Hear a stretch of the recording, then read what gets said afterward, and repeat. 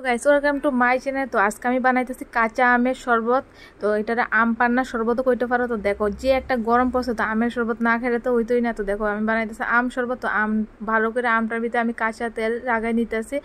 আর আমি এটা গ্যাসের ভিতরে পুরা দিতাম না, এটা আমি চুলার ভিতরে করবো। দেখো আমি চুলার ভিতরে ভালো করে পুরা দিয়ে রাখতেছি, রান্না চুলার ভিতরে। তো গ্যাসেও করতে পারো তোমরা। তো আমি চুলার করতেছি, চুলার ভিতরে খাইতে একটা আলাদা স্বাদ, গ্যাসের ভিতরে পুরা দিয়ে খাইতে একটা স্বাদ। তো চুলারটা আছে করতেছি, দেখো ভালো করে পুরা দিয়ে নিতেছি। আর ভালো করে পুরা দিলে খুশাটি সুন্দর করে উঠবো। তো দেখো পুরো হয়ে গেছে। আর দেখো আর এটার ভিতরে আমি কি মশলা দেবো, দেখো এটা হচ্ছে মিষ্টি জিরা, মোটা জিরা, আর এখানে আমি কয়েকটা গুলমরিচ নিছি। তো এটা আমি একটু হালকা ভাইজা নিবো, ভালো করে একটু হালকা ভাইজা। তো এটা আমি একটু বাইটটা নিবো।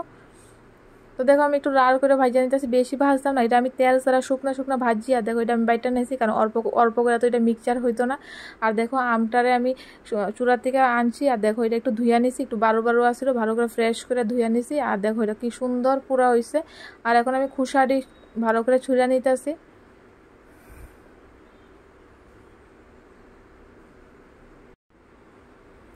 দেখো কত সুন্দর করে দেখো চুলো হয়েছে। আর ওখানে এটা আমি একটু কুড়াইয়া নেবো, মেশিনটা দিয়ে ভালো করে কুড়াইয়া নেবো।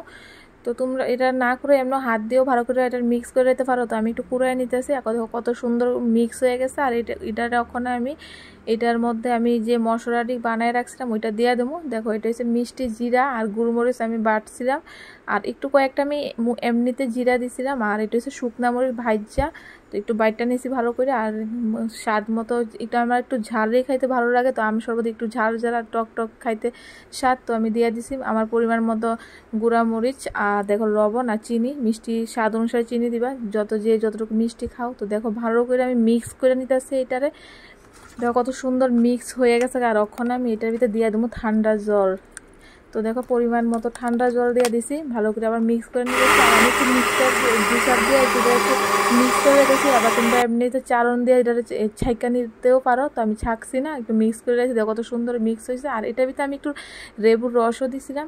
তখন আমি গ্লাসগুলো সাজায় নিতেছি শরবতটা নিয়ন রেখে। তো আমি গ্লাসটার ভিতরে লবণ আর গুঁড়া মরিচ একটু গ্লাসটির ভিতরে একটু লাগাই নিতেছি ভালো করে। তো এটার ভিতরে আমি এখন আবার দিয়ে দিচ্ছি আইস কিউব। তো আমি কয়েকটা বরফ টুকরা দিয়ে দিতেছি, একটু একটু ঠান্ডা ঠান্ডা খাইতে একটু বেশি স্বাদ লাগে। তো দেখো আমি বরফ দিয়ে দিছি। আর এখন আমি শরবতটা দিয়ে দিলাম।